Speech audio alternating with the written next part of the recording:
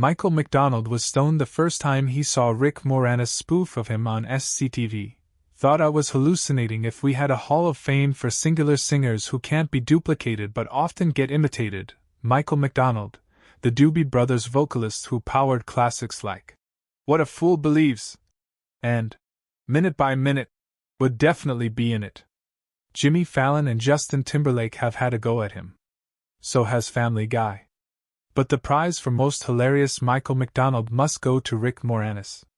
Back in the early 80s, the future Honey, I Shrunk the Kids star spoofed the legendary Doobie Brother in an SCTV sketch and nailed it. McDonald, 72, discusses the SCTV parody in Yacht Rock, a documentary, which premiered on HBO November 29th and is currently streaming on Max. The documentary pays tribute to the retroactively named late 70s and early 80s blend of soft rock, jazz and R&B that made acts like Kenny Loggins, Toto and McDonald superstars.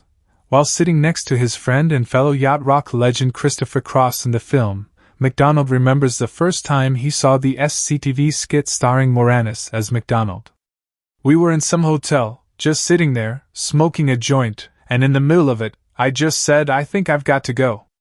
I'm a little too high, and I said I'm gonna go lay down, McDonald says in the documentary. So I went into my room and I leave the TV on, and as I walked in, SCTV was on, and I thought maybe I was hallucinating. The whole time I was sitting there, I was going, is this really happening, or am I just losing it? And years later, Rick Moranis apologized to me because I guess he wondered if I was offended by it or something. I said quite the opposite.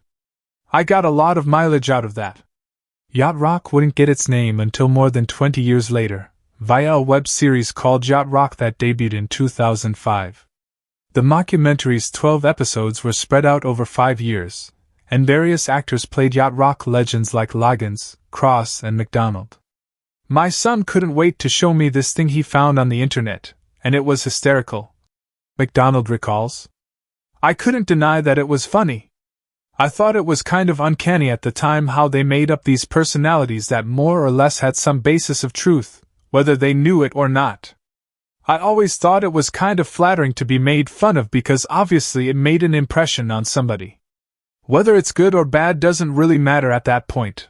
Loggins, who also appears in the documentary, had a different reaction, at least initially.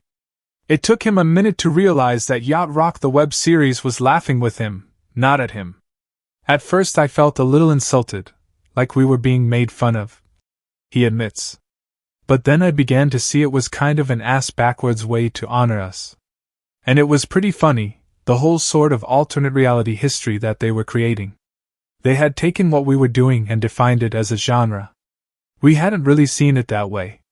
To us, it was just the next logical step in making pop music.